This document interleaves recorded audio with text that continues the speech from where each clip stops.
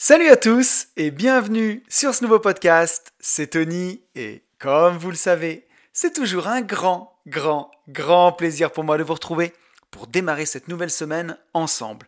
Pour tous ceux qui ne me connaîtraient pas et qui me découvriraient aujourd'hui avec ce podcast, je suis lotisseur, marchand de biens, investisseur et je vis de mes investissements depuis 2018. J'ai écrit un livre qui s'appelle Riche de liberté, dans lequel je vous explique comment réussir à atteindre votre indépendance financière grâce à la division foncière en faisant des lotissements, des détachements de parcelles, des divisions de terrain.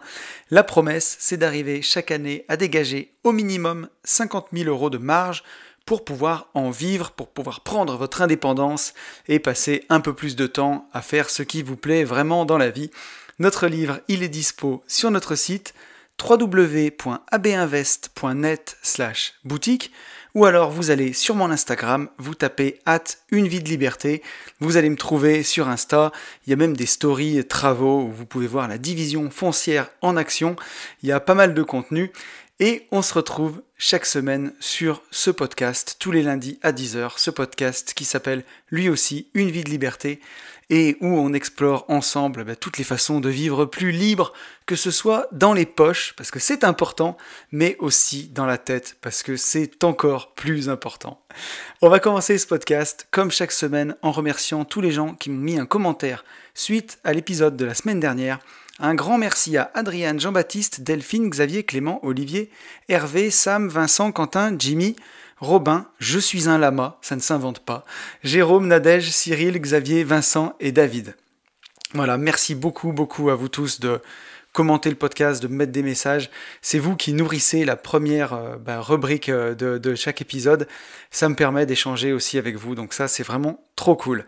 Petit point réseau, nous sommes 666 sur YouTube, donc ça y est, on a fait les 2/3 du chemin jusqu'à 1000. Mon deuxième podcast avec Yann, les Gentlemen Investisseurs, commence à rattraper une vie de liberté. Ça vous plaît l'investissement aussi, donc ça fait vraiment plaisir. Et voilà, donc YouTube c'est vraiment cool, ça avance. On est 413 sur SoundCloud. Et on arrive à 166 notes sur Apple Podcast avec un nouveau commentaire. Donc merci à William pour ton commentaire. Si vous avez un téléphone Apple, n'hésitez pas à me mettre une petite note 5 étoiles et un commentaire. C'est vraiment ce qui m'aide le plus à référencer ce podcast. Parce que référencer les podcasts, c'est pas évident. Donc voilà, si vous voulez participer, n'hésitez pas. Et on est 3847 sur Insta, on approche des 4000, c'est vraiment cool. Et si vous voulez votre dose d'une vie de liberté en dehors des podcasts, n'hésitez pas à me suivre sur Instagram, c'est là où je suis le plus présent. Je poste au moins 2 ou 3 fois par semaine, j'essaye de mettre des stories du mieux que je peux, presque tous les jours, suivant la charge de boulot. Mais voilà, je partage aussi un peu les émotions du moment, donc si ça vous dit, n'hésitez pas.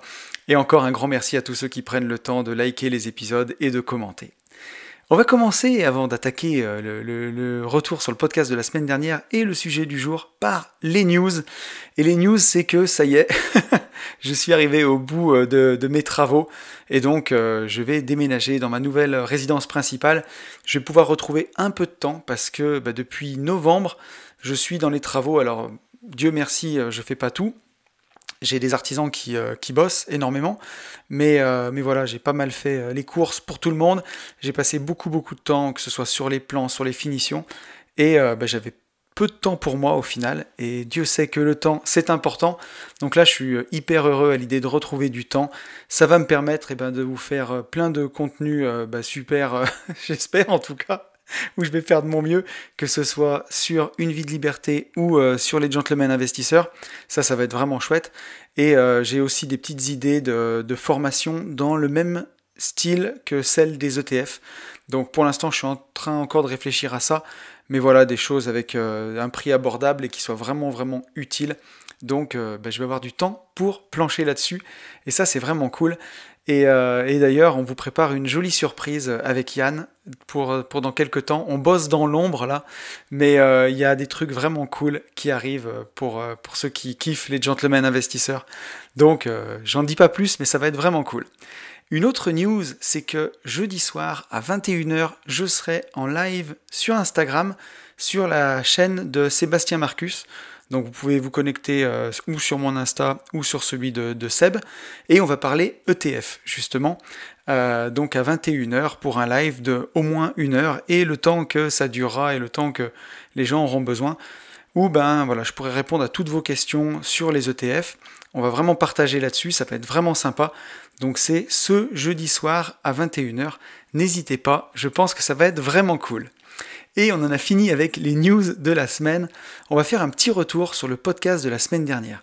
Un podcast qui vous a énormément plu et moi ça m'a fait trop plaisir. J'avais Delphine Pinon en invité, Delphine donc, qui a le podcast Budget Chéri. Et on a passé vraiment un super moment ensemble avec une grosse réflexion autour du thème de l'argent. J'avais plein de questions pour Delphine et ça vous a énormément plu puisque le podcast a cartonné. Alors au moment où j'enregistre cet épisode d'Une vie de liberté, le podcast a fait 2000 écoutes en 4 jours, donc c'est énorme sur cet épisode, en tout cas pour moi. Donc c'est vraiment, vraiment excellent. Vous avez été d'ailleurs nombreux à commenter et on va lire vos messages. Un petit message d'Adriane. Adriane qui me dit « Je ne sais pas ce que j'ai fait dans une autre vie, mais tous les jours je remercie Dieu de m'avoir donné cette ouverture d'esprit sur l'argent et comment sortir de la rat race. Mon entourage est bourré de personnes engluées dans la rat race. J'ai essayé de leur ouvrir l'esprit, mais impossible de les décrocher de leur sacro-sainte maison plus grande et voiture plus grande. » J'ai l'impression que c'est pourtant si simple, mais apparemment c'est pas donné à tout le monde d'avoir ce recul. J'ai tellement l'impression que l'argent est partout, qu'il faut juste savoir le ramasser, mais il ne le voit pas. Je remercie la vie pour ça, et je remercie aussi Tony d'avoir su développer ça chez moi. Bon, je t'en prie, Adriane, tu peux surtout te remercier toi-même, à mon avis, parce que ce recul, c'est toi qui a réussi à le créer. Je sais pas si tu te rends compte, moi je te connais, Adriane, dans la vraie vie, et je sais que voilà, tu mâches pas tes mots. Et donc, voilà, ton message, il est hyper radical. Et si un néophyte le lit, il va faire une crise cardiaque. Il faut que tu en aies conscience. Il faut du temps pour que les gens aient envie de s'ouvrir, aient envie de changer. Il faut déjà qu'ils aient envie de changer. Et ça, c'est pas évident, c'est pas donné à tout le monde. Tout le monde n'a pas envie de quitter la rat race. Et d'ailleurs, quelque chose que moi, une chose où j'avais du mal à me rendre compte, c'est que tout le monde ne déteste pas son boulot. Alors, si on en croit les statistiques, il y a quand même une sacrée partie des gens qui détestent leur boulot. Ça, c'est une certitude. Mais tout le monde ne le déteste pas. Il y a des gens qui aiment leur travail, aussi fou que ça puisse paraître. Donc, ceux-là ne veulent pas forcément quitter la rat race, puisque tous les jours, ils font ce qu'ils aiment. Ceux que la plupart des gens qui écoutent ce podcast ont envie de faire quelque chose qu'ils aiment tous les jours. Donc voilà. Et après, c'est pour rebondir sur ton message, c'est quand même très très dur d'ouvrir l'esprit des gens, comme tu dis. Le changement, il peut venir que de l'intérieur. Si les gens n'ont pas envie de changer, faut pas les forcer. Et la meilleure façon de faire changer les gens, elle n'est pas compliquée, c'est de changer toi-même. Si tu te changes toi-même, tu changes le monde. Et c'est d'une évidence même, quand on l'a compris, c'est que en changeant toi, en faisant ce que tu fais et ce que tu aimes, et c'est ce que tu es en train de faire, les gens vont voir que tu es heureux, tu vas rayonner ça, et ils vont venir naturellement te poser des questions et te demander comment tu fais pour être heureux, comment tu fais pour être bien, comment tu fais pour être solaire, pour rayonner comme ça. Et du coup, de proche en proche, tu vas rendre les gens plus heureux, et ils vont vouloir t'imiter. Mais si c'est juste essayer de convaincre par le dialogue, on se rend compte que c'est, j'allais dire extrêmement difficile, mais c'est surtout peine perdue, quoi. Merci à toi, Adriane, pour ton message. On a un message de Samsam. Samsam qui nous dit « Salut à vous. Pour ma part, j'ai vite vu que je dépensais l'argent que je mettais de côté, alors j'ai choisi d'investir sur moi et dans l'IMO et de dépenser. Le retour est plus puissant. Tous les radins connus à l'époque sont encore accrochés à leur bas de laine tel Gollum à son précieux. » Dédicace à Gandalf. Bien sûr, j'étais à découvert. Borderline, le mec qui cache son crédit conso sur un compte secondaire avant d'emprunter. Mais le temps m'a donné raison. J'avais vu une vidéo où un mec disait qu'en voyageant en business, avant d'avoir les moyens, ça l'avait aidé. J'ai testé de vivre un cran au-dessus et ça marche. Le cerveau, l'inconscient, cherche la solution pour accroître ses revenus. Un grand merci à toi pour ce message, Samsam, parce que moi je trouve ça très puissant. On en a parlé dans le podcast avec Delphine de ce paradoxe de vouloir être dans la team gagner plus pour avoir de l'abondance et attirer de l'argent, et en même temps faire partie de la team dépenser moins et essayer de faire des économies, des petites économies surtout. Et on n'envoie pas un message d'abondance à l'univers quand on est en train de faire des petites économies surtout. Alors on a vu avec Delphine que c'était un peu plus compliqué que ça, que justement il y avait des économies qui étaient juste du bon sens, et que pourquoi aller payer 30 € une assurance plus chère quand on peut la payer au juste prix. C'est une évidence.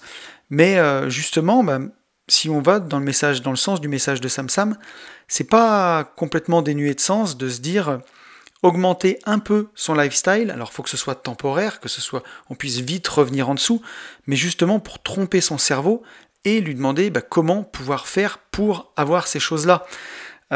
C'est tout bête, mais par exemple pour la voiture, je vais aller récupérer ma nouvelle voiture, ma Tesla, dans quelques semaines. Et c'est un beau cadeau qu'on s'est fait avec mon associé, puisque lui aussi va récupérer la sienne. Ça faisait 3 ans que je roulais avec ma voiture, même, qu'est-ce que je dis, 3 ans 5 ans que je roulais avec ma voiture qui a presque 300 000 km. Et voilà, et on est à 1 an, on est allé essayer ces voitures-là, justement pour un peu se hacker le cerveau, pour voir comment était le volant, comment était l'intérieur de la voiture, comment était l'accélération, le freinage, la conduite, pour vraiment s'imprégner de la voiture dans notre tête et se dire on va tout faire pour cartonner et on se récompensera avec cette bagnole-là. Et donc on est allé les essayer au mois de mars l'année dernière et on va les recevoir fin février l'année d'après. Donc 1 an après, on a réussi à matérialiser ça. Et c'est ça qui est puissant, et je pense que c'est ce que veut dire Sam. Voyager par exemple une fois en business pour voir ce que c'est. Certes, le billet d'avion qui devait vous coûter 400 € va vous coûter au moins 1500 balles, mais le faire une fois, vous voyez ce que c'est de faire un voyage de 10 heures, 12 heures dans un beau siège business. Alors je dis ça, je ne l'ai jamais fait, mais justement, ça serait intéressant de le faire pour après soumettre à son cerveau ce problème-là. On en avait parlé avec Delphine dans le podcast, à quel point ça c'était puissant, mais que notre cerveau, il résout les problèmes qu'on lui soumet. Si on demande à notre cerveau de nous aider à survivre dans la rat race, il va nous aider à survivre dans la rat race. Si on lui demande comment gagner 5 000 €, 10 000 € par mois, il va se mettre en marche pour trouver des solutions pour arriver à gagner 5 000 ou 10 000 € par mois.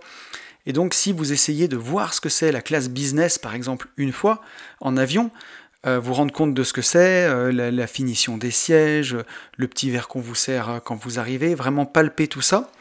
C'est facilement réversible, c'est pas comme de prendre un gros crédit pour une voiture ou acheter une énorme maison. C'est quelque chose, on peut facilement revenir en arrière. Votre cerveau, si ça vous a plu, il va faire en sorte de monter votre niveau de revenu pour que vous puissiez tout le temps voyager en business par la suite. Donc voilà, donc je pense que la technique est à double tranchant. Il ne faut pas faire des choix qui vous engagent sur trop long, puisque là vous tombez clairement dans la rat race. Mais pourquoi pas par exemple se louer une super maison pour un été, pour se rendre compte de ce que c'est, et si c'est vraiment ça qui vous plaît, votre cerveau va faire en sorte que vous puissiez l'avoir dans votre vie. Ça, c'est une certitude. Donc merci Sam pour ton message, ça fait plaisir. Un petit message d'Hervé qui me dit « Bon, merci pour tes podcasts, je vous écoute en télétravail, ça donne envie de prendre le même chemin, ou plutôt la même autoroute, entre parenthèses, du millionnaire. Question, comment faire pour établir sa stratégie pour arriver à cette liberté? Qui allez voir? Bonne journée. » Écoute Hervé, quand on démarre, on est au tout début du chemin, je peux que te conseiller d'écouter des podcasts. Tu peux écouter déjà Une vie de liberté, tu peux écouter Les Gentlemen Investisseurs, tu peux écouter le podcast de Delphine, Budget Chéri, tu peux écouter plein de très bons podcasts, notamment celui d'Yann Darwin que je trouve exceptionnel. Il y a Leadercast de mon ami Rudy Koya qui est vraiment très très bien. Il y en a plein d'autres que tu peux écouter. Ça c'est déjà un premier pas. Et ensuite, la meilleure chose que je peux te conseiller, c'est d'aller en mastermind, de sortir de chez toi, d'aller en séminaire. Alors aujourd'hui avec le Covid, c'est compliqué. C'est pour ça que dès qu'on pourra le faire, faudra pas repousser, faudra le faire tout de suite. Mais c'est la meilleure chose que je peux te conseiller. Aller dans des séminaires d'immobilier ou des séminaires d'investissement. Alors fais pas n'importe quoi, va pas dans des séminaires de MLM, par exemple. J'aime pas trop le MLM, même pas du tout. Mais sinon, ou alors aller en mastermind, comme avec le Club des Rentiers, par exemple. Tu peux t'inscrire sur le Club des Rentiers de Facebook, le groupe Facebook d'immobilier. Et au prochain mastermind, je crois qu'il a lieu au mois de juin, il sera en France, je ne sais pas encore où, mais tu peux t'inscrire. Et là, tu vas passer une semaine entière qu'avec des investisseurs et tu pourras bosser sur ta stratégie, sur voir comment faire. Et la meilleure chose que tu peux faire, c'est commencer tout de suite à économiser, mettre de côté pour avoir un apport, que ce soit pour investir en bourse ou en immobilier. Voilà ce que je peux te dire vraiment rapidement. Et on a un dernier message de Sissi qui nous dit « Alors j'ai pas encore écouté le podcast, mais j'ai rêvé que vous m'engueuliez parce que je faisais n'importe quoi avec mon argent. Note à moi-même, ne pas regarder les réseaux sociaux avant de dormir. » Bon là Sissi, c'est grave. Si tu rêves de Delphine et moi qui t'engueulons parce que tu fais nimp avec ton argent, c'est que tu frises l'overdose. Voilà, donc ça c'était pour le côté humoristique. Merci encore à vous tous pour ces messages, ça fait trop plaisir. Et on va pouvoir passer au sujet du jour. Alors le sujet du jour, il m'a été inspiré parce que je suis rentré de Mastermind, vous le savez, j'en parlais juste tout à l'heure, avec le club des rentiers Facebook. On était en Martinique, on a passé une semaine là-bas à 30 investisseurs. Donc d'habitude on est beaucoup plus nombreux, on est autour de 60 personnes. Et là, à 30, c'est vraiment intimiste. Donc il y avait des gens qui viennent à chaque fois, que je connais bien maintenant, tous les copains avec qui on se revoit. Mais il y avait aussi des nouveaux. Et les nouveaux, ils étaient vraiment surpris, en tout cas c'est ce que j'ai vu, surpris qu'on partage autant en fait. Ils s'imaginaient qu'il n'y aurait pas autant de partage, que ce ne serait pas autant à bâton rompu, j'ai envie de dire, où on parle vraiment de tout, toutes les stratégies d'indépendance, tous nos patrimoines, nos techniques, tout ce qu'on peut faire pour être plus libre, pour quitter la rat race. Alors forcément, sur Internet, on ne peut pas tout dire non plus, c'est parfois compliqué, alors que quand on est en live, c'est beaucoup plus facile de faire passer les messages, d'être ensemble et de vraiment plancher sur une situation pendant 2 heures, en coupant les téléphones et en étant vraiment focus avec les gens. Et du coup, ils étaient surpris un peu de cette bienveillance qu'il y avait entre nous et qui régnait dans ce séminaire. C'est vraiment un mot qui est ressorti, la bienveillance. Et ce mot, il m'a d'autant plus marqué quand je l'ai entendu parce que c'est souvent ce qui ressort en fait de ce podcast d'une vie de liberté. Je m'en suis rendu compte en fait dans tous les commentaires qu'il y a, que ce soit les commentaires qu'on me fait quand on me voit en séminaire ou alors les commentaires qu'on me fait sous les podcasts, c'est la bienveillance. On dit beaucoup de moi que je suis bienveillant. Voilà, donc ça je ne l'ai pas inventé, mais c'est ce qui m'a inspiré un peu le sujet du jour, vous l'avez compris, ce sera justement sur ce thème de la bienveillance. Parce que pourtant, on dit de moi que je suis bienveillant, mais ça n'empêche pas que je divise parfois, et aussi que j'ai des haters, on en parlera tout à l'heure. J'ai vraiment des gens qui m'en veulent, donc c'est rigolo. En tout cas, j'ai choisi de dire que c'est rigolo, mais comme quoi on peut être jugé bienveillant par d'autres, et être carrément un gros connard pour d'autres. Donc voilà, juger bienveillant par certains et être un gros connard pour d'autres. Et ça c'est assez étonnant, et donc voilà, je me suis posé plein de questions, pourquoi ça étonne comme ça d'être bienveillant avec son prochain, et pourquoi certains peuvent prendre ça pour une agression. Donc vous l'avez compris, ce sera le sujet de la semaine, la bienveillance. Donc la première question que je me suis posée, c'est qu'est-ce que c'est la bienveillance pour moi? Puisque voilà, je ne l'ai pas choisi pour le coup. Ça fait maintenant 75 épisodes d'une vie de liberté que je partage, et ce qui est vraiment revenu, c'est cette bienveillance-là. Alors pour moi, qu'est-ce que c'est? Pour moi, c'est croire que chacun peut y arriver. Je décide de croire que chacun peut arriver à changer de vie, même si au fond de moi, je sais très bien que c'est pas vrai. Mais je choisis en tout cas de croire que chacun peut y arriver. Et c'est deux choses différentes entre croire que quelqu'un peut y arriver et le fait qu'il le fasse. Je crois sincèrement qu'il y a du potentiel au fond de chacun, même au fond de la personne la plus négative, il y a forcément un potentiel, elle est forcément bonne dans quelque chose. Par contre, j'ai conscience que peut-être une seule fois sur 10, voire une fois sur 100, la personne utilisera ce potentiel. Et je suis conscient qu'il y aura un gros gâchis et qu'il y aura plein de gens qui vont passer à côté de leur vie. Mais voilà, je choisis de croire que chacun peut y arriver. Et c'est ça aussi la bienveillance pour moi, c'est parler à tout le monde, même si je sais que seulement peut-être 1% sera réceptif au discours. C'est peut-être aussi pour ça que j'ai des haters, parce que ce podcast, on va dire qu'il fédère, parce qu'il y a un filtre à l'entrée, il y a un tri, ça s'appelle une vie de liberté. Si on n'est pas, ça dure 1 heure, c'est un mec qui parle tout seul pendant 1 heure. Donc déjà, si on n'est pas réceptif à tout ça, il y a déjà un filtre, il y a déjà une barrière, plus que si je faisais des vidéos YouTube de 5 minutes, où là, j'aurais beaucoup plus de gens qui sont des touristes, voilà, entre guillemets. Donc voilà, mais en tout cas, je choisis de parler à tout le monde, et je sais très bien par contre que, puisque je parle sur Internet, je sais très bien que seulement peut-être 1% des gens sera réceptif à ce discours. Et pour moi, être bienveillant aussi, c'est d'essayer de voir le positif, en fait, de voir le meilleur en chacun plutôt que le mauvais. À prime abord, c'est ce que je me suis dit quand j'ai préparé ce podcast, c'est ce que j'essaye de faire en permanence, en fait, chez chacun, même chez une personne négative, où je sais très bien que sur le long terme, on s'entendra pas, mais si par le fruit du hasard, on se retrouve à table l'un en face de l'autre pendant 2 heures, ou alors en blablacar, par exemple. Je vais prendre quelqu'un en blablacar, je sais qu'on est foncièrement différents sur la vision de la vie, mais voilà, on a 2 heures de trajet à faire ensemble, et ben moi, je vais choisir de voir le bon côté de la personne, voir sa vision des choses, pour essayer d'en tirer le meilleur, et pas voir que le mauvais et que ce qui va me saouler chez l'autre.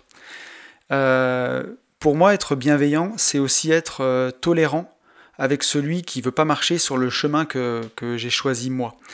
Et ça, je trouve que c'est important aussi, parce que voilà, il y a plein de gens qui sont hyper à l'aise avec leur boulot, qui sont très bien dans ce qu'ils font, pour qui leur but dans la vie, c'est d'avoir une énorme maison avec une énorme voiture et des énormes crédits. Et c'est très bien pour eux, et il n'y a aucun problème. Moi, je cherche pas à convaincre les gens.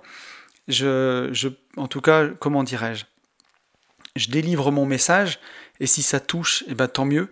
En tout cas, mon message, il est là pour aider ceux qui sont sur ce chemin-là, mais qui ne savent pas comment s'y prendre. Donc, pour être réceptif à mon message, je pense qu'il faut déjà avoir mis un premier pas sur le chemin. C'est compliqué quand on n'en a rien à faire de convaincre quelqu'un, et c'est même pas ce que je cherche à faire. Mais en tout cas, avec ces gens-là, j'ai choisi d'être tolérant, en tout cas. Et pour moi, la bienveillance, et ça c'est plus compliqué, et on va en parler tout au long de ce podcast, c'est pas non plus être un béni oui-oui, quoi. Être le gentil qui est gentil avec tout le monde, et qui voit pas un peu parfois la malveillance qui est cachée, ou le vrai visage des gens. Voilà, c'est pas non plus être Gandhi ou Sœur Emmanuel, ou tendre l'autre joue à chaque fois. C'est dans la bienveillance, il y a vraiment, on le verra tout à l'heure, il y a une notion de recul dans tout ça qui est complètement différente de la gentillesse. Et donc justement, là, ça c'est ma définition à moi, avant que je planche sur le podcast, mais on va aller voir dans le dico ce qui est écrit, parce que je suis pas le premier à me poser la question quand même de ce qu'est la bienveillance. Et la définition de la bienveillance, c'est la capacité à se montrer indulgent, gentil et attentionné envers autrui, d'une manière désintéressée et compréhensive. Donc là, on le voit quand même, il y a de l'indulgence, de la gentillesse et de l'attention. C'est 3 choses mêlées, et surtout, ce qui est important dans la définition, c'est d'une manière désintéressée. Donc on le fait sans attendre en retour, et compréhensive. On essaye de comprendre l'autre. Des synonymes de la bienveillance, c'est la bonté, l'indulgence, la compréhension, la cordialité, l'altruisme, la mansuétude et la sympathie. Le mot bienveillance, son étymologie, c'est issu du latin benevolens qui dit vouloir du bien. Donc voilà, la bienveillance, on pourrait résumer ça comme ça, c'est une disposition d'esprit inclinant à la compréhension, à l'indulgence envers autrui. C'est une disposition affective d'une volonté qui vise le bien et le bonheur d'autrui. Donc on le voit là, la bienveillance, on va viser le bonheur de l'autre. C'est quand on est vraiment concerné, quand on est bienveillant avec quelqu'un, c'est qu'on est concerné par son bien et par son bonheur, et qu'on le fait d'une manière désintéressée. Et la bienveillance, ça a été quelque chose qui a été très important au travers des âges. Au Japon, par exemple, c'est une des notions fondamentales du Bushido. Donc le Bushido, c'est le code moral des guerriers japonais. Et la bienveillance était une des notions fondamentales de ce code. Et les philosophes chinois, d'ailleurs, en ont beaucoup parlé de la bienveillance, notamment Confucius et Mencius. Ils ont souvent affirmé que la qualité fondamentale d'un chef, c'est la bienveillance. Et ça, moi, je l'ai vu en étant entrepreneur de travaux publics, et c'est à double tranchant, parce que je me rends compte, en préparant ce podcast, que j'ai toujours été plutôt bienveillant par le passé, et on va le voir dans cet épisode, mais la bienveillance peut être vue pour de la gentillesse, et la gentillesse peut être mal vue, comme une preuve de faiblesse un peu. Donc oui, la qualité fondamentale d'un chef est la bienveillance, mais on le verra, il y a certaines conditions à observer pour ça, pour ne pas que ce soit vu à tort et à travers. Et donc Confucius aurait dit que le prince cultive les vertus et le peuple viendra à lui en masse. Avec le peuple viendront les terres, avec les terres la richesse. cette richesse sera le bénéfice de la rectitude du prince. Vertu est racine, richesse est moisson. Donc pour Confucius, si le chef, le prince de la nation, il est vertueux et il est bienveillant, forcément ça sera le terreau sur lequel va pousser toute la richesse que va lui apporter son peuple. Il disait encore « Jamais on ne vit de prince bienveillant, monarque d'un peuple qui n'aime pas la vertu ». Mencius disait, lui, « La bienveillance fait l'homme ». Donc pour les philosophes chinois, la bienveillance c'était vraiment quelque chose, une qualité fondamentale. Donc on l'a vu dans toute cette définition, quand on est bienveillant, c'est qu'on n'attend rien en retour. On donne en fait sans rien attendre en retour. On veut le bien d'autrui sans forcément attendre quelque chose en retour. Et justement, quand on est bienveillant, on n'a pas besoin de la gratitude de l'autre pour que ce soit bénéfique.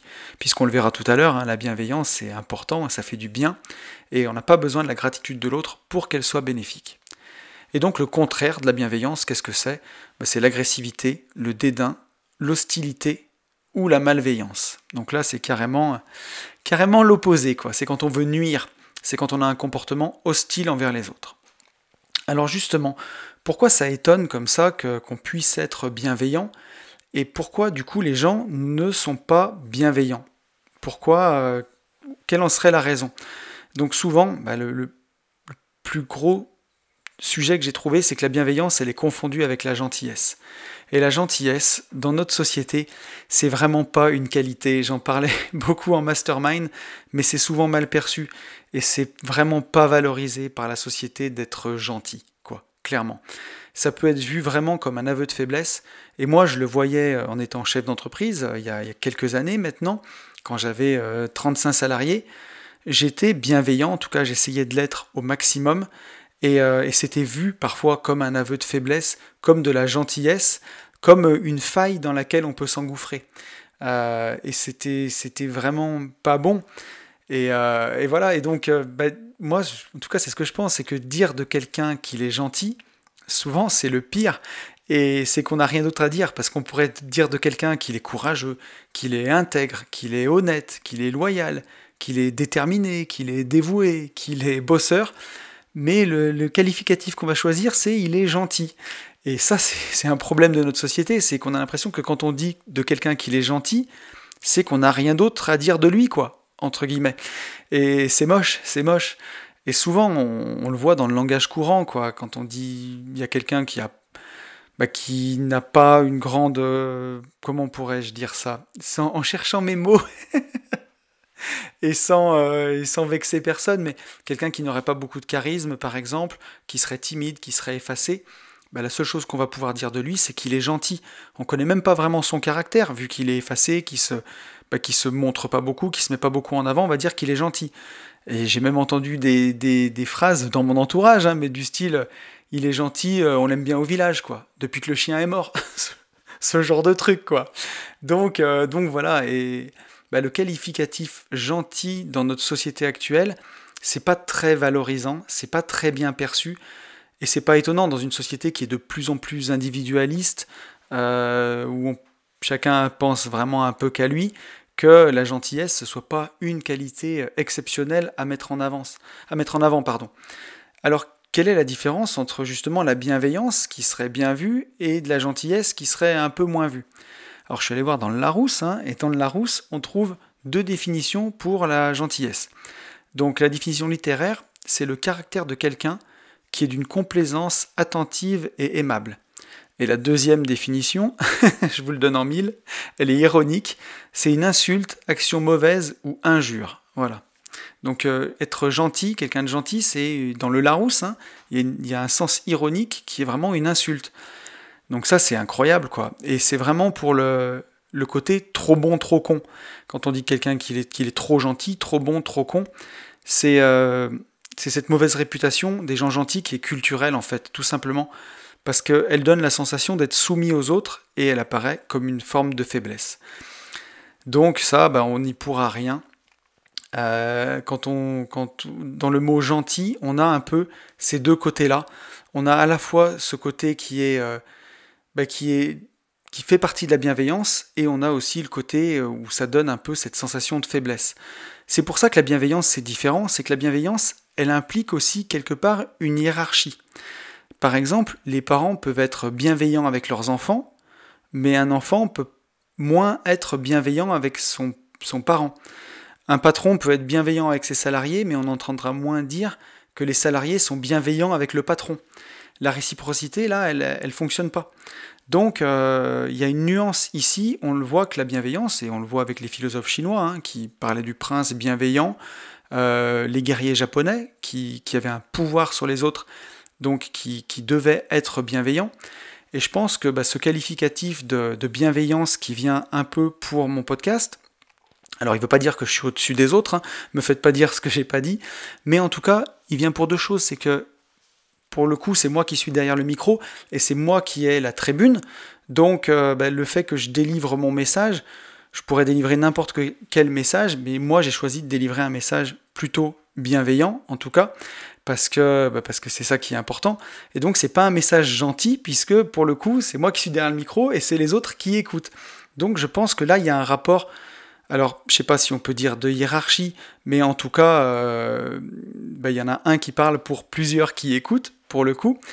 Et la deuxième chose, ce serait aussi, à mon avis, pour le coup, c'est que dans ce podcast, je parle beaucoup de liberté, et je me permets de faire ça. La légitimité que j'ai pour parler de cette liberté, c'est que j'ai réussi à quitter un travail qui me déplaisait au plus haut point et qui me rendait malade, qui m'a fait faire 2 burn-out, qui m'a rendu fou.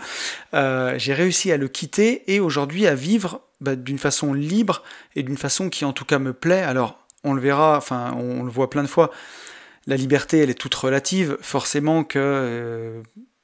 on pourrait en parler, mon cher ami Alex du Club des Rentiers me dit toujours que la liberté est une utopie, et je vois tout à fait ce qu'il veut dire, mais en tout cas, on peut être libre autant qu'on le peut, en tout cas, libre dans un cadre, c'est ce que je dis souvent, il y a un cadre qui est fixé par la loi, et on le voit aujourd'hui encore plus avec le Covid, le cadre se rétrécit, mais il y a des gens qui sont plus libres que d'autres dans ce cadre. Nous, ce qu'on essaye de faire, c'est d'être le plus libre possible dans ce cadre-là. Et je pense que du coup, ce rapport de hiérarchie, alors j'aime pas trop le mot parce que je veux pas qu'il soit mal compris, mais en tout cas, ce rapport-là, je l'ai peut-être parce que justement, comme j'ai réussi à quitter la rat race et à vivre d'une façon qui me plaît beaucoup plus, je peux être à la fois, je pourrais avoir deux actions différentes.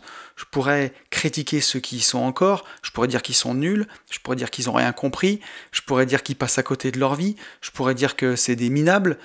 Mais moi, je préfère choisir de tendre la main, en fait, et de dire, voilà, moi, j'ai réussi à le faire, c'était pas si compliqué, ça prenait du temps, c'est difficile, mais c'est possible, puisque moi, je l'ai fait, et si un trimard comme moi a réussi à le faire, n'importe qui peut le faire.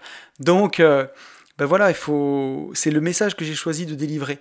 Et je pense que du coup, le côté de bienveillance vient de là, puisque voilà, plutôt que de choisir d'appuyer sur la tête de celui qui veut sortir du panier de crabe, je préfère lui tendre la main en fait. Voilà. Et donc voilà d'où viendrait le rapport et la différence entre la bienveillance et la gentillesse, justement. Et donc le danger de la bienveillance, par contre, puisqu'il y a un danger quand même à tout ça, c'est de basculer dans la condescendance. Et c'est de se dire qu'on veille au bien, on veille au grain des autres, parce qu'on éprouve un sentiment de supériorité, justement. Le patron qui a réussi, qui n'en peut plus de lui-même, et à qui son nombre de salariés monte à la tête, et qui va être carrément tellement bienveillant que ça va être limite condescendant avec ses salariés. Et ça, c'est vraiment le travers dans lequel on peut tomber, et il faut faire très attention. Et voilà, alors que la gentillesse, comme on l'a vu tout à l'heure, elle pourrait venir de chacun, en fait, s'adresser à tout le monde, mais à condition aussi qu'elle soit désintéressée, et pas pour obtenir quelque chose. Donc on le voit, le danger de la bienveillance, c'est la condescendance, mais le danger aussi d'être gentil, c'est qu'on peut être gentil pour obtenir quelque chose. Donc voilà, il y a toujours des nuances. Pourquoi les gens aussi ne sont pas bienveillants? Parce que ça peut être difficile d'accorder sa confiance aux autres. Et c'est toujours difficile de pratiquer la bienveillance dans un environnement où les gens sont hostiles, ou en tout cas on ne se sent pas aimé ou attendu, ou qu'on n'a pas besoin de nous. C'est beaucoup plus difficile de pratiquer la bienveillance.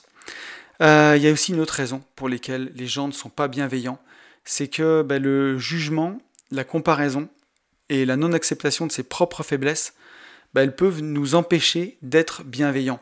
Et justement, pour être bienveillant avec les autres, il faut aussi parfois avoir fait un gros travail sur soi, où on arrête de juger les autres, on arrête de se comparer, et où on accepte ses propres faiblesses.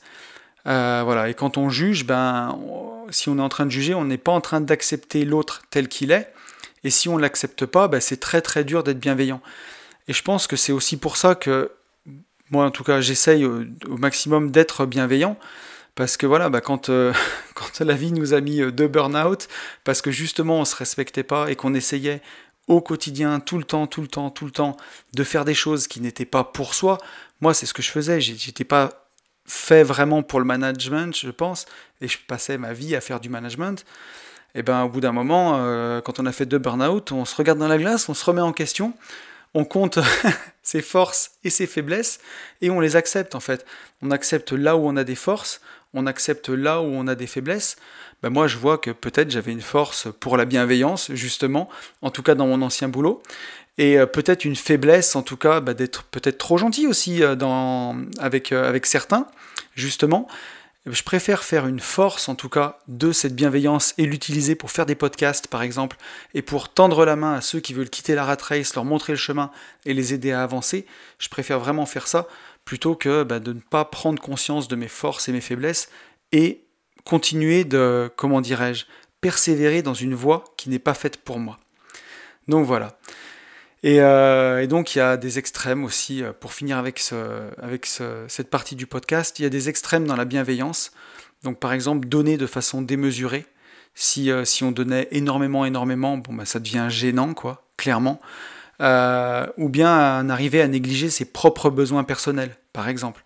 Si je me mettais à faire, j'en sais rien, moi, des podcasts d'1 heure tous les jours, clairement, ça serait à la fois gênant et j'en négligerais clairement mes propres besoins aussi, puisque je ne sais pas comment je ferais pour les préparer. Et il y a une autre chose qu'on voit aussi et qu'on verra tout à l'heure, c'est qu'en étant extrêmement bienveillant, c'est comme en étant extrêmement gentil, on peut y voir aussi de la manipulation, du calcul, et que ce soit clairement un peu faux cul, quoi. Donc voilà. Donc voilà un peu tous les degrés de la bienveillance. Alors justement, pourquoi être bienveillant ? Qu'est-ce que ça apporte d'être bienveillant ? Pourquoi ça peut vous intéresser d'être un peu plus bienveillant dans vos vies ? Eh bien tout simplement parce que ça apporte du bonheur. Ça apporte vraiment du bonheur, ça rend heureux d'être bienveillant, tout simplement. Ça booste le moral d'être bienveillant envers les autres. On se sent utile de tendre la main plutôt que d'enfoncer la tête, quoi. Et on grandit avec les autres. Alors, j'ai eu récemment une discussion sur Insta avec Sébastien Marcus, avec qui on va faire le live jeudi soir. Et justement, Seb me disait, tu verras quand tu apprendras à me connaître, je suis le roi de l'association. Il me dit, je m'associe très très vite avec les gens. Il me dit, alors des fois, je suis carrément déçu, mais la plupart du temps, je suis super satisfait. Et dans l'ensemble, je reçois beaucoup plus que ce que j'ai donné. Et donc, ce qui se dégage de lui aussi, c'est qu'il y a une grande bienveillance, il fait confiance tout de suite aux gens, et en tout cas, en l'écoutant, d'après ses dires, il est récompensé en fait au centuple, quoi. Il est en tout cas bien plus récompensé qu'il est déçu. Donc, être bienveillant, ça permet vraiment de se booster. Je le vois aussi avec mes amis, mes collègues, avec par exemple Max, qui a l'Instagram Il est libre Max, c'est un expert des crypto-monnaies, et j'avais fait ma formation sur les ETF, et je lui ai dit, écoute, elle plaît beaucoup, elle aide vraiment les gens, et elle a un prix abordable, tu devrais faire la même chose que moi, tu devrais faire une formation en crypto. Et Max me dit, j'ai pas de communauté, ou en tout cas une petite communauté pour la faire connaître. Je lui ai dit, écoute, si tu fais la formation, on en parlera dans le podcast des Gentlemen Investisseurs, ça te permettra de te faire connaître, et ainsi de suite. Et donc, voilà, en étant bienveillant, en aidant ses collègues, ça lui a permis de faire cette formation, ça lui a permis d'en vendre, et d'aider un paquet de gens à investir dans les cryptos qui connaissaient rien. Derrière, Alex du Club des Rentiers, quand on est parti en séminaire, il a mis aussi Max en avant et sa formation. Et en fait, ainsi de suite, en étant bienveillants les uns avec les autres, en s'aidant, en s'entraidant, tout le monde grandit en fait. Et tout le monde en ressort grandi. Puisque derrière, ça permet d'améliorer déjà nos relations entre nous, de se faire encore plus confiance, de faire des projets ensemble, d'agrandir nos communautés.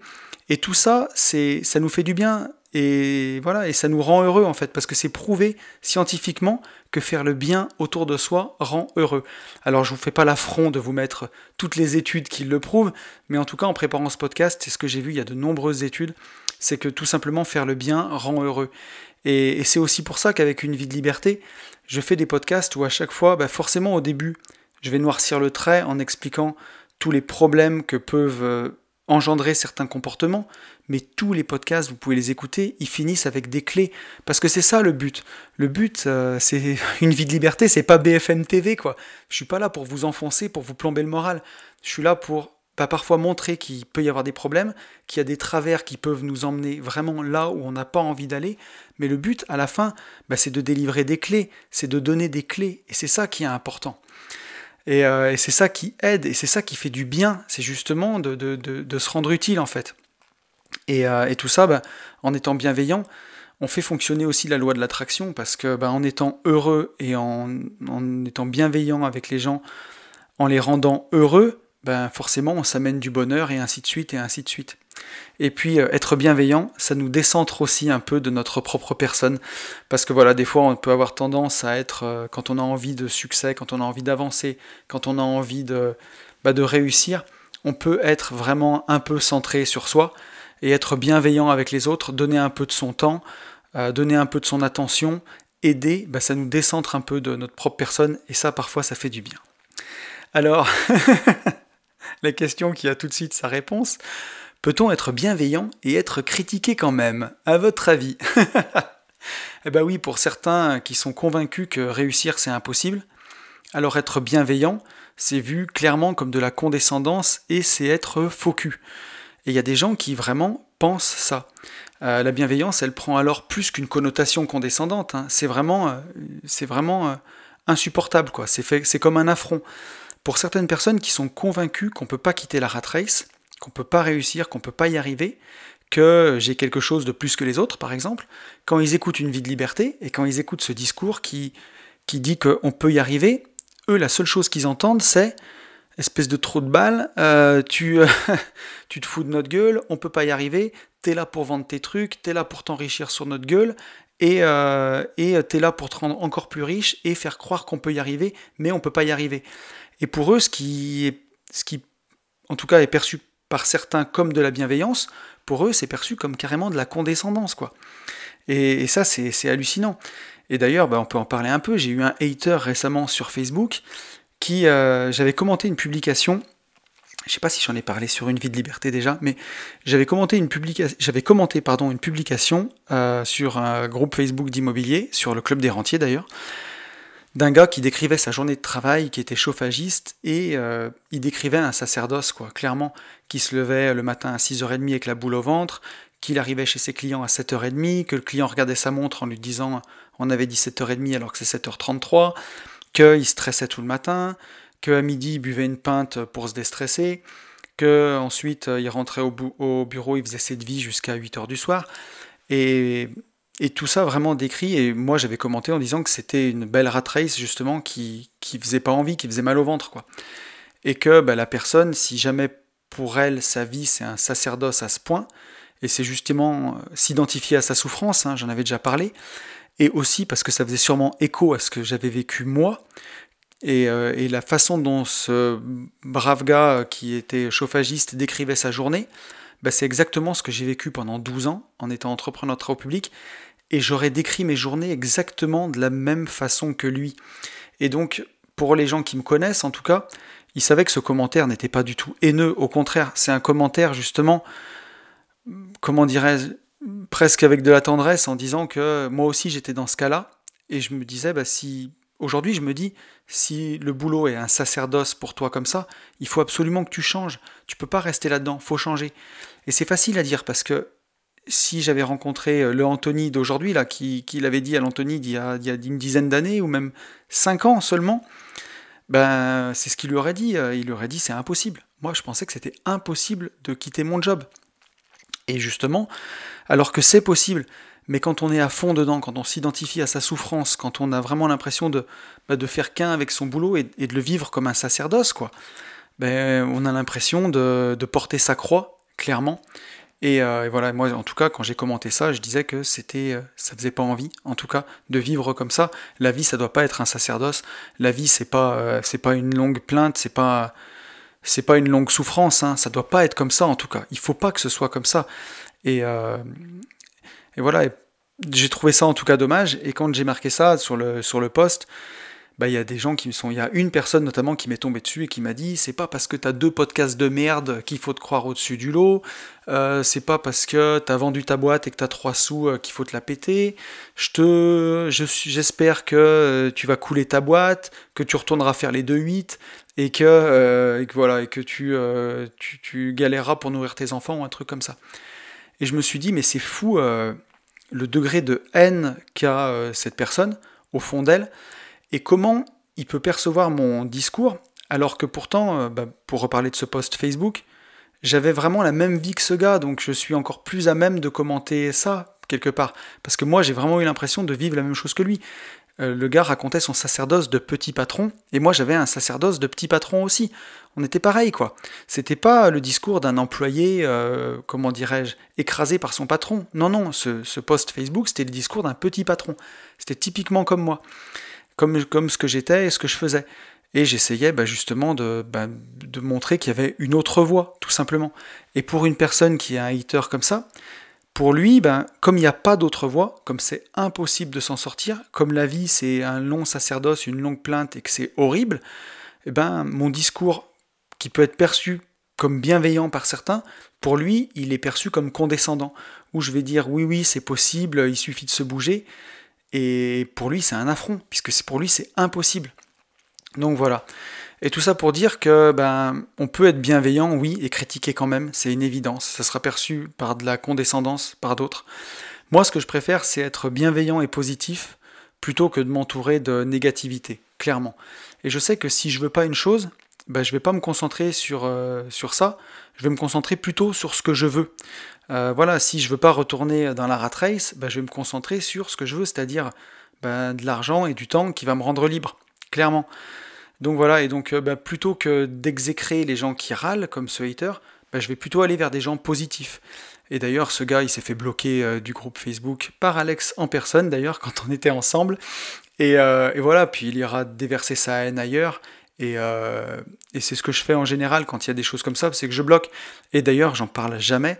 Mais là, je choisissais d'en parler parce que ça illustrait le propos. Vous l'aurez compris.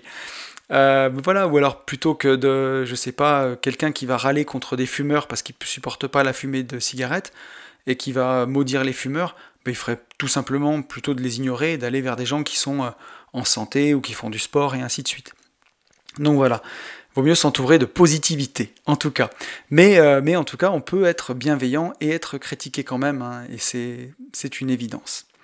Alors qu'est-ce qu'il faut justement pour être bienveillant? Parce qu'on l'a vu, ça apporte du bonheur, donc ça c'est cool, et c'est ce qu'on veut. On veut être heureux, donc il faut être bienveillant. Et qu'est-ce qu'il faut pour être bienveillant? La bienveillance envers autrui, elle passe obligatoirement par soi-même. Et pour être bienveillant, il faut faire la paix avec soi. Il faut être soi-même son propre meilleur pote, et ça c'est vraiment très très important. Quand j'ai préparé le podcast justement, j'ai vu ça au détour d'un article, qu'il faut se comporter avec soi-même comme on se comporterait avec son meilleur ami. Et je le vois depuis presque 5 ans, où j'ai lu les premiers livres du docteur Frédéric Fanget, quand je cherchais vraiment à avancer sur l'acceptation de soi et tout ça. Je trouvais ça puissant parce que c'est ce qu'il conseillait en fait. Il disait qu'est-ce que vous conseilleriez à votre propre meilleur ami? Comportez-vous avec vous comme si vous étiez votre propre meilleur ami. Et je le vois parfois, je me surprends à dire quand j'ai encore une difficulté de dire allez mon pote, on y va, en me parlant à moi-même. Et j'ai trouvé ça puissant, j'ai trouvé ça assez rigolo. Et voilà, donc si on veut être bienveillant envers les autres, faut déjà faire la paix, faut être bienveillant envers soi. Et modestement, hein, je crois que c'est un signe de sagesse, quelque part. Alors moi, il m'aura fallu 2 burn-out pour ça, pour faire la paix avec moi-même, pour faire la paix avec des qualités que j'ai pas et que j'aurai jamais, malheureusement, mais c'est comme ça. et par contre, pour faire la paix et accepter les qualités que j'ai, et qui, celles-là, sont trop cool, et que j'essaye d'exploiter. Et voilà, donc je pense modestement que c'est un signe de sagesse, c'est quand on a stoppé la compétition, en tout cas avec les autres, quand on a stoppé la comparaison, et qu'on ne fait plus que la compète gentille avec soi, en tout cas. Et c'est quand on est arrivé à être heureux dans sa vie. Alors, on le sait, hein, la vie, elle est caractérisée par l'impermanence. La vérité d'un jour, c'est pas celle du lendemain. Mais en tout cas, je pense que je suis arrivé à un certain niveau de bonheur dans ma vie qui fait du bien, justement, à l'approche de la quarantaine, puisque j'aurai 40 ans en fin d'année. Je me faisais aussi la réflexion quand on était en mastermind cette semaine que je ne retournerais pas dans la vingtaine. Entre 20 ans et 30 ans, j'étais assez mal dans ma peau, justement, parce que je faisais un boulot que j'aimais pas. J'étais plein de questions, et je pense que c'était très dur pour moi d'être bienveillant avec les autres. J'étais plutôt quelqu'un d'assez négatif et assez cassant. Je jugeais beaucoup les gens, mais justement, peut-être parce que j'avais pas fait la paix avec moi-même, et j'avais pas un peu cette sagesse d'avoir stoppé la compétition sur plein d'autres choses avec les autres, en tout cas.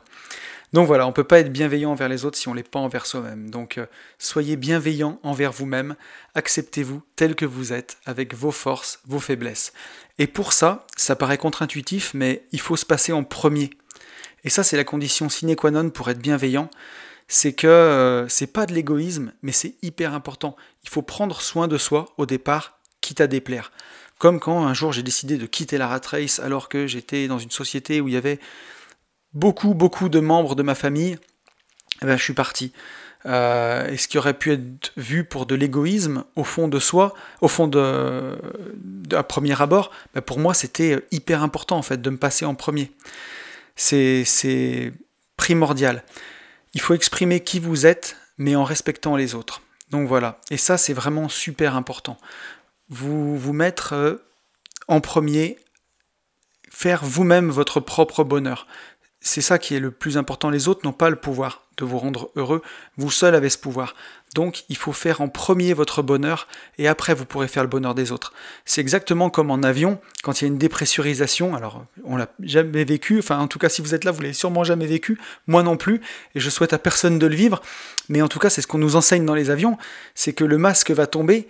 Il faut d'abord se mettre le masque en premier sur soi, quand on est parent, et ensuite à son enfant. Parce que si on veut d'abord le mettre à son enfant, on risque de tomber dans les pommes et tout le monde risque de mourir. Alors que si on se met le masque à soi en premier, on est bien et on peut mettre le masque à son enfant. Donc c'est un peu le même principe, quoi. Faire d'abord son propre bonheur pour pouvoir ensuite être bienveillant et faire le bonheur des autres. Et justement, on en arrive à un paradoxe, parce qu'on l'a vu dans la définition de la bienveillance, c'est que c'est l'état d'esprit inclinant à la compréhension, à l'indulgence envers autrui. Et je suis en train de rechercher la définition et je l'ai trouvée. C'est la bienveillance, c'est la disposition affective d'une volonté qui vise le bien et le bonheur d'autrui. Et donc là, il y a le paradoxe qui est là, puisqu'on va viser le bien et le bonheur d'autrui, alors que seuls nous-mêmes pouvons nous rendre heureux. Et donc être bienveillant, c'est ça, ce paradoxe. C'est vouloir le bonheur d'autrui, mais savoir que seul autrui est responsable de son propre bonheur. Et là, on tient quelque chose quelque part. Hein. C'est un peu voué à l'échec d'être bienveillant, parce qu'on a envie que les autres soient heureux, mais seuls eux peuvent se rendre heureux. Eux seuls sont responsables de leur bonheur. Et ça, je l'ai vu un petit peu à la suite du livre de Victor Ferry que j'ai lu cette semaine. Le livre de Victor Ferry qui s'appelle 12 leçons de rhétorique pour prendre le pouvoir, que je vous conseille, que j'ai beaucoup aimé. Et c'est ce que nous dit Victor Ferry sur vraiment son sens de la bienveillance à lui. C'est que, en tout cas, pour une vie de liberté, par exemple, plutôt que de pleurer contre le système, plutôt que de pleurer contre la rat race, plutôt que de pleurer contre les impôts ou contre le gouvernement, je préfère mettre les gens en face de leurs vraies responsabilités. Et que si on n'aime pas ce système, on peut s'en plaindre, hein, comme le font les politiques de l'opposition, par exemple, en permanence, dire que le système va pas. Mais nous, on peut faire mieux. Voilà. Et c'est ça la vraie bienveillance, en fait. Et je partage vraiment l'avis de Victor Ferry là-dessus. C'est que la vraie bienveillance, c'est donner aux gens qui m'écoutent les clés pour avoir une vie plus libre, plutôt que de faire que de les confronter dans l'idée que la société, elle est injuste. Et c'est ça qui est important. On pourrait je pourrais passer mon temps à cracher sur la société, sur le système, sur la rat race qui nous fait dépenser toujours plus, qui nous enferme dans un système. Mais la vraie bienveillance, c'est pas de plomber les gens en fait. C'est de les mettre face à leurs responsabilités, leur dire qu'ils peuvent faire quelque chose, qu'ils ont la main, qu'ils ont le pouvoir de changer. Et pour ça, c'est donner des clés pour avoir cette vie plus libre. Et la vraie bienveillance, c'est ça. C'est chercher à être utile aux autres, même si dans un premier temps, ça peut déplaire. Comme pour mon hater Facebook, par exemple, comme quand j'ai quitté ma société alors que j'étais en famille. Voilà, la vraie bienveillance, c'est celle-là. Vous allez chercher à être utile aux gens qui vous sont proches, ou moins proches en tout cas, mais chercher à être utile aux autres, même si dans un premier temps, ça va passer par l'acceptation de soi et par vous passer en premier. Donc voilà, mon conseil en tout cas, c'est de vous engager. Engagez-vous dans les choses, prenez des risques, vivez les moments à fond, partagez autour de vous, soyez exigeants avec vous-même, mais soyez aussi indulgents. Mais bref, soyez bienveillants en tout cas. Et si vous êtes avec quelqu'un qui est face à un échec, plutôt que de lui dire je te l'avais bien dit, tu vois, vous vous baissez avec lui et vous ramassez, vous commencez tout de suite à reconstruire. Voilà. Il vaut mieux faire ça, quoi. En tout cas, c'est ce que je pense, mais quand la bienveillance, c'est ça, quoi. La bienveillance, c'est faire tout ce qui est en notre pouvoir pour jamais finir dans la team « je te l'avais bien dit ». C'est le pire qu'on peut faire, voilà. Pour moi, le contraire de la bienveillance, c'est ça, c'est « je te l'avais bien dit ». On fait rien, on prend aucun risque, on s'engage pas, on vit les moments moyennement, on partage rien, on est assis sur sa petite chaise et puis on se contente de balancer un petit « je te l'avais bien dit ». Voilà, être bienveillant, c'est faire tout le contraire de ça, quoi. C'est faire tout ce qui est à notre pouvoir pour jamais finir dans cette team « je te l'avais bien dit ». Ouais, écoutez, j'espère que ce podcast vous aura plu. Je l'ai enregistré en plein dans mon déménagement. J'ai partagé la photo de la story sur Instagram. C'était assez épique quand même.